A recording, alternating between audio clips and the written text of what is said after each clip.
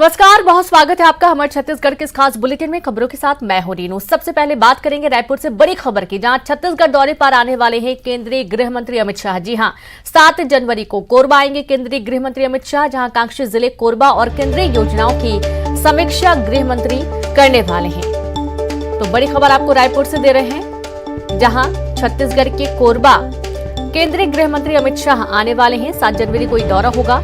आकांक्षी जिले कोरबा और केंद्रीय योजनाओं की समीक्षा करेंगे गृह मंत्री अमित शाह।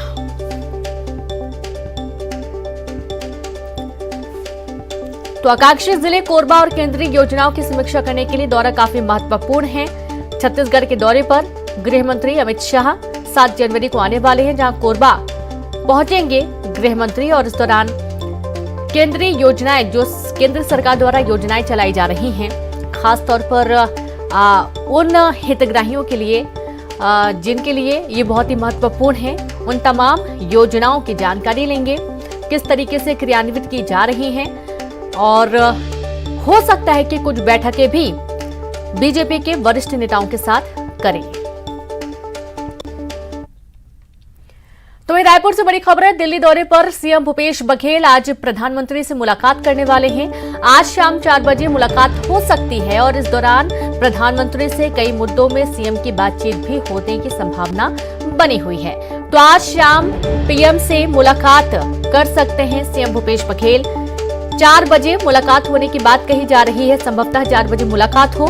कई मुद्दों को लेकर प्रधानमंत्री से सीएम भूपेश बघेल चर्चा करेंगे। तो खबर रायपुर से है।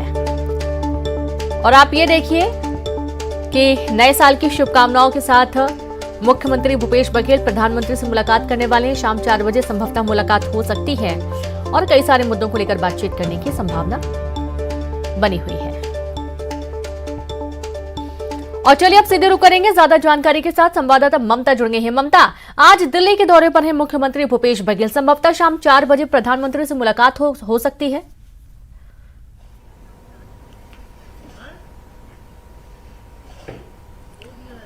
बिल्कुल। देखिए, अभी जो समय है उसको लेकर ये है कि करीबन 12:30 बजे जो है मुख्यमंत्री भूपेश बघेल की प्रधानमंत्री नरेंद्र मोदी से मुलाकात हो सकती है। और चूंकि जो है वो पूरे देश की जो एक तरह से कहें कि सहानुभूति जो है प्रधानमंत्री के साथ है और संवेदना लोग प्रकट कर रहे हैं। मुख्यमंत्री भूपेश बघेल भी मिलकर मातृ शोक को लेकर उनके साथ संवेदना प्रकट करेंगे। और इसके साथ ही कई योजनाएं ऐसी है जिसको लेकर लगातार राज्य और केंद्र के बीच में तकरार चल रही है, उसको लेकर भी बातचीत करेंगे। पुरानी पेंशन नीति को लेकर हालांकि कल जिस तरह से कैबिनेट की बैठक में राज्य सरकार ने स्पष्ट कर दिया कि केंद्र सरकार यदि एनपीए की राशि वापस नहीं देती है, उसके बाद भी जो है पुरानी पेंशन नीति लागू रहेगी। जाहिर तौर पर इस बारे में भी वो वहां पर बताएंगे, बातचीत करेंगे कि शायद आगे का रास्ता निकल जाए। जीएसटी को की राशि को लेकर भी लगातार केंद्र और राज्य के बीच में तकरार दिखी है, तो उसको लेकर भी बातचीत हो सकती है। नए साल को लेकर किस तरीके से जो है पूरे देश भर में केंद्र सरकार की क्या प्लानिंग्स और राज्य को लेकर क्या नई चीजें हो सकती है, इस पर भी बातचीत होगी। जी बिल्कुल, यानी कि कई सारे ऐसे बिंदु हैं जिनको लेकर चर्चा की संभावना बनी हुई है। ममता, आप लगातार जुड़े रहें। बहुत शुक्रिया आपका तमाम जानकारी साझा करने के लिए। और चलिए अगली खबर, जहां आरक्षण को लेकर 3 जनवरी की महारैली की तैयारी में कांग्रेस पूरी तरीके से जुट गई है। प्रदेश कांग्रेस अध्यक्ष मोहन मरकाम आज पीसीसी दफ्तर में दिन भर प्रदेश के समाज प्रमुखों से मुलाकात करेंगे। मोहन मरकाम समाज प्रमुखों से आरक्षण के समर्थन मांगेंगे और इसके साथ ही सभी समाज प्रमुख के लोगों से रैली में आने की अपील भी करेंगे। तो 3 जनवरी को एक बड़े आंदोलन की तैयारी, प्रदर्शन की तैयारी कांग्रेस कर रही है और इसके चलते मोहन मरकाम ने आज से ही तैयारियां शुरू कर दी हैं। तो आरक्षण के पक्ष में समाज से समर्थन मांगेंगे और 3 जनवरी को महारैली की तैयारी कांग्रेस की है। संवाददाता ममता जुड़ी हुई है। ममता, अब आरक्षण को लेकर कांग्रेस महारैली की तैयारी में जुटी है। मोहन मरकाम अभी से जुट चुके हैं, सभी का समर्थन मांग रहे हैं।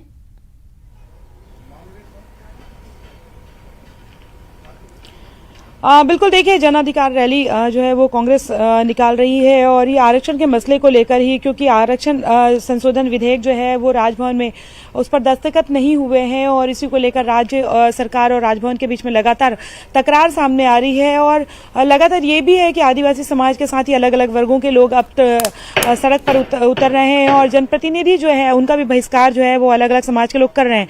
जाहिर तौर पर सरकार के लिए भी सरकार लगातार अपने पक्ष रख रही है और अब जो है कांग्रेस पार्टी जन अधिकार रैली करने वाली 3 तारीख को, और इसी को लेकर सभी जो समाज के प्रमुख हैं उनसे समर्थन मांगा जा रहा है। और पिछड़ा वर्ग को लेकर भी अगर हम बात करें तो विजय बघेल को भी चिट्ठी लिखी थी मोहन मरकाम ने, और उन्होंने कहा था कि वो भी जो है वो इसमें शामिल हो, भले ही वो बीजेपी के सांसद हैं। देखना ये है कि क्या विजय बघेल भी मुलाकात करते हैं। पीसीसी अध्यक्ष मोहन मरकाम आज मुलाकात करेंगे सभी समाज के प्रमुख के लोगों से और ये बात की जाएगी कि कांग्रेस पार्टी तो लगातार राजभवन तक अप्रोच कर रही है।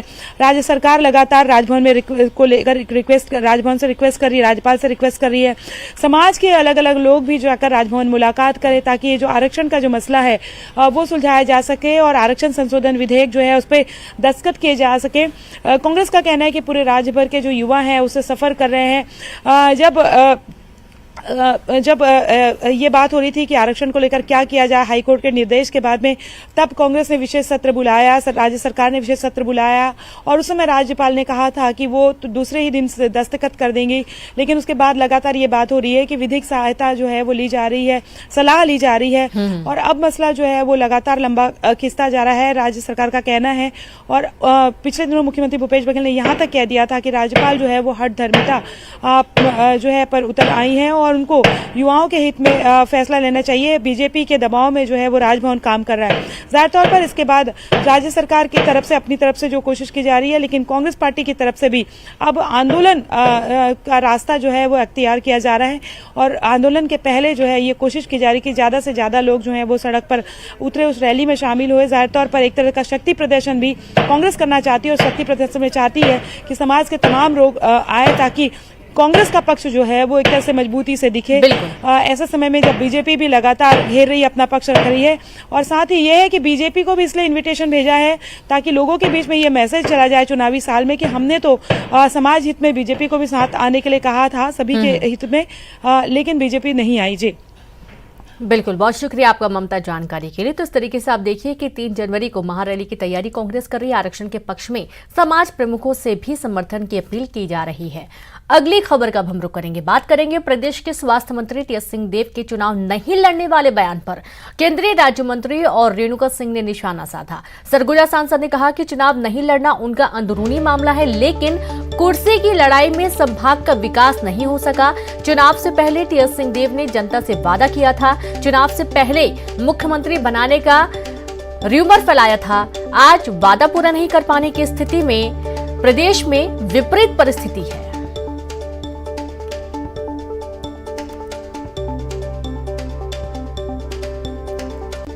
सिंहदेव अंबिकापुर विधानसभा क्षेत्र के केवल विधायक ही नहीं है बल्कि सरगुजा महाराज भी हैं। इस क्षेत्र की जनता उनका सम्मान करती है। तो आरक्षण को लेकर सियासत जारी है। केंद्रीय राज्य मंत्री रेणुका सिंह ने राज्यपाल पर हस्ताक्षर नहीं करने को लेकर बीजेपी पर लगे आरोप पर पलटवार किया। उन्होंने कहा कि बिल पर हस्ताक्षर करना या नहीं करना यह राज्यपाल का अधिकार है। राज्यपाल ने सरकार से 10 बिंदुओं पर जवाब मांगा। जवाब मिलने के बाद राज्यपाल निर्णय लेने के लिए स्वतंत्र हैं।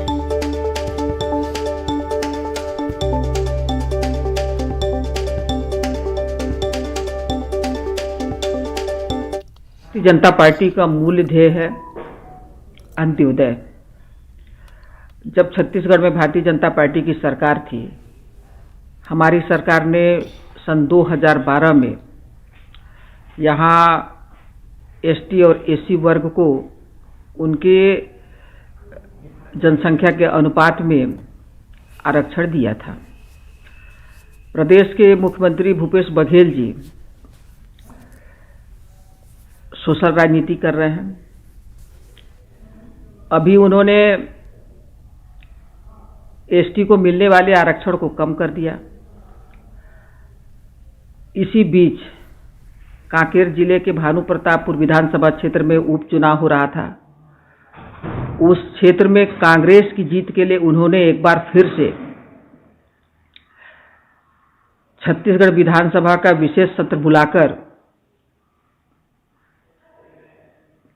एसटी, एससी, ओबीसी और गरीब सवर्णों के लिए एक विधेयक लाए और उस विधेयक को हस्ताक्षर के लिए उन्होंने राज्यपाल जी को भेजा। अब और वो भारतीय जनता पार्टी के ऊपर आरोप लगा रहे हैं कि भारतीय जनता पार्टी इस विधेयक में राज्यपाल जी के साइन को लेकर हमारा सहयोग नहीं कर रही है। राज्यपाल एक संवैधानिक संस्था है, ये राज्यपाल जी के विवेक के अनुसार है और जैसा कि मुझे जानकारी है कि उन्होंने छत्तीसगढ़ सरकार से आरक्षण को लेकर 10 प्रश्न का जवाब मांगा है और जैसे ही छत्तीसगढ़ की सरकार महामहिम राज्यपाल जी को अपना जवाब भेज देगी, राज्यपाल जी निर्णय लेने के लिए स्वतंत्र हैं। कोरबा की नीलकुसुम हत्याकांड में शामिल हत्याकांड में पुलिस के हाथ 7 दिन बाद भी खाली हैं। नीलकुसुम के हत्यारे को पकड़ने के लिए पुलिस की 4 टीम बनाई गई है, लेकिन अभी तक इन सभी के हाथ खाली हैं। लव ट्रायंगल में नीलकुसुम की उसके प्रेमी ने पेचकस से 50 बार ताबड़तोड़ हमला कर उसकी हत्या कर दी और मौके से फरार हो गया। घर में नीलकुसुम की खून से लथपथ लाश मिली थी।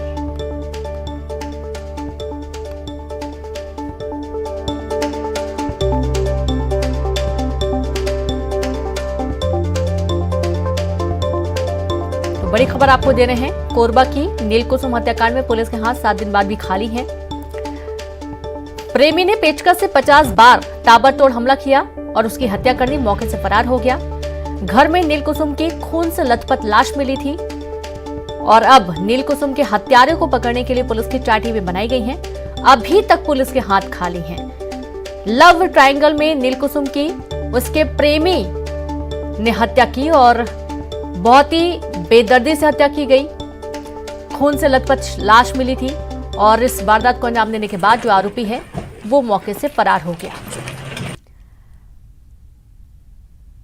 तो पुलिस के हाथ अभी भी खाली हैं। कोरबा से आपको अहम खबर दे रहे हैं, नीलकुसुम हत्याकांड मामले में 7 दिन बाद भी अभी तक पुलिस को आरोपी हाथ नहीं लगा है।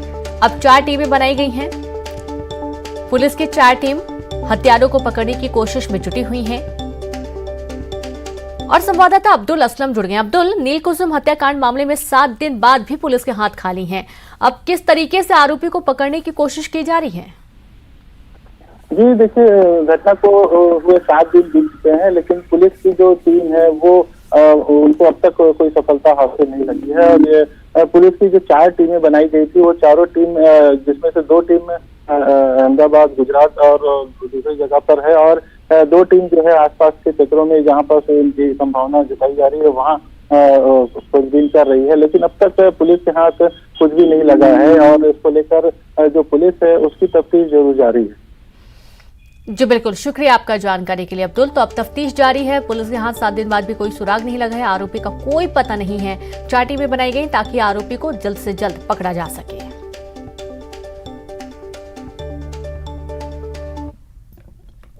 और अब बात रायपुर से अहम खबर की, जहां सेक्स वर्कर बनने की चाहत में घरों में फेंका पर्चा। जी हां, पर्चे में प्ले बॉय बनने की है बात लिखी। लोगों ने की शिकायत, पुलिस से शिकायत की गई है। नवा रायपुर के 30 अविनाश न्यू कंट्री कॉलोनी का पूरा मामला है और राजनांद गांव के एक युवक को पुलिस ने गिरफ्तार किया। आरोपी ने कई घरों में फेंका था पर्चा। तो आप ये देखिए कि बहुत ही अनोखा ये पूरा मामला है, जहां पर सेक्स वर्कर बनने की चाहत में एक युवक ने घरों में पर्चा फेंका। पर्चे में प्ले बॉय बनने की बात लिखी हुई है। लोगों ने इसकी शिकायत पुलिस से की। नवा रायपुर के 30 अविनाश न्यू कंट्री कॉलोनी का पूरा मामला है। राजनांदगांव के एक युवक को पुलिस ने गिरफ्तार किया। आरोपी ने कई घरों में पर्चे फेंके थे, जिसमें उसने खुद प्ले बॉय बनने की इच्छा जाहिर की है पत्र के माध्यम से और घरों में पर्चे फेंके गए हैं। और संवाददाता युगल जुड़ गए हैं। युगल, ये तो बहुत ही अजीबोगरीब मामला सामने आया, जहां सेक्स वर्कर बनने की चाहत में एक युवक घरों में पर्चे फेंक रहा था।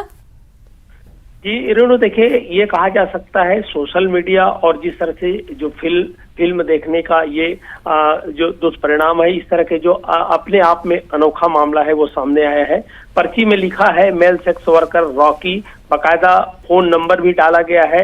और ये पूरी जो घटना है जो रांची थाना क्षेत्र के 30 अविनाश जो न्यू कंट्री कॉलोनी है उसकी है। कई घरों में पर्ची फेंकने की शिकायत मिल रही थी। परेशान लोगों ने इसकी शिकायत है रांची थाने में की है और रांची थाना जो पुलिस है उसने तत्परता से कार्रवाई करते हुए एक राजनांदगांव के युवक है उसे गिरफ्तार किया है और पूरे मामले की जांच है वो अभी की जा रही है। और अलग बात यह है कि जो युवक जिसे अभी गिरफ्तार किया गया है वो एक कॉलेज में भी पढ़ता है, तो पुलिस कहीं कोई साजिश ना हो इस एंगल पर भी जांच है वो कर रही है।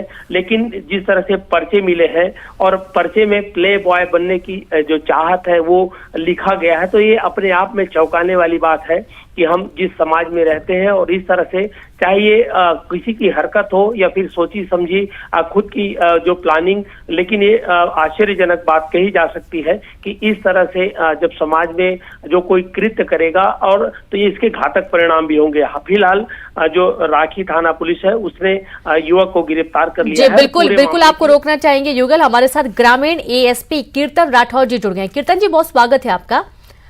जी धन्यवाद। ये पूरा जो मामला सामने है काफी चौंकाने वाला है। यहाँ से ये भी सवाल उठता है कि आखिरकार जो युवा हैं वो किस तरफ जा रहे हैं। एक युवक जो कि घरों में पर्चे फेंक रहा है और खुद को प्ले बॉय बनने की चाहत लिख रहा है उसमें।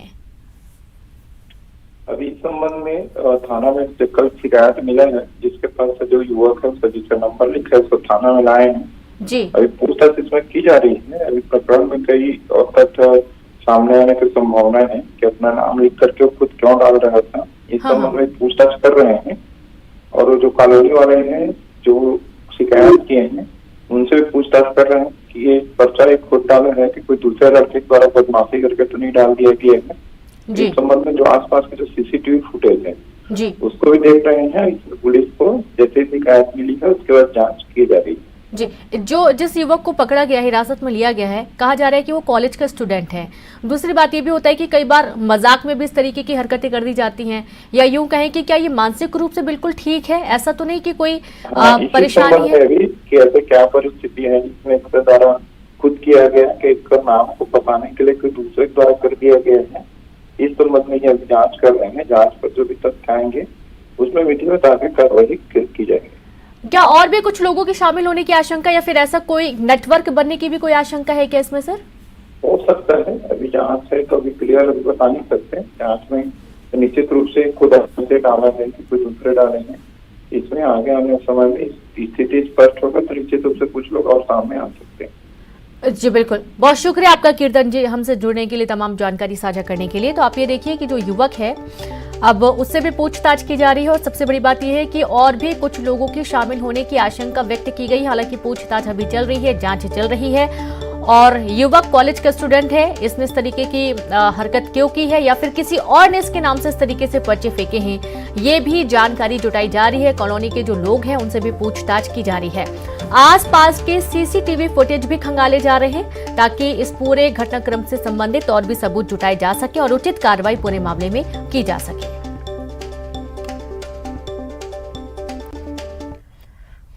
बिलासपुर में पिकनिक मनाकर लौट रहे कार सवार की कार हादसे का शिकार हो गई। हादसे में कार सवार 2 लोगों की मौत हो गई जबकि 3 लोग गंभीर रूप से घायल हो गए। बताया जा रहा है कि कार का टायर अचानक फट गया जिससे तेज रफ्तार कार पलट गई। सकरे के भरनी रोड के पास हुए हादसे के बाद इलाके में मातम पसर गया। घायलों को अस्पताल में भर्ती किया गया तो वहीं हादसे की जांच पुलिस कर रही है।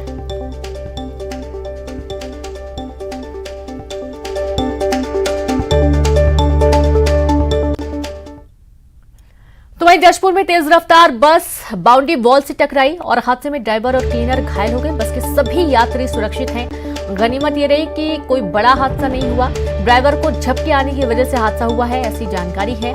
रायपुर से कुनकुरी जा रही थी बस। नारायणपुर थाना क्षेत्र का ये पूरा मामला सामने आया है।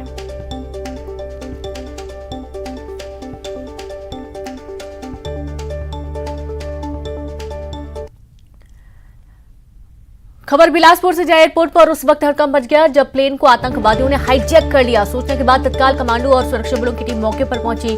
सूझबूझ का परिचय देते हुए सुरक्षा बलों ने आतंकियों के हाथों से यात्रियों और विमान को बचा लिया। दरअसल ये पूरी घटना महज एक मॉक ड्रिल थी।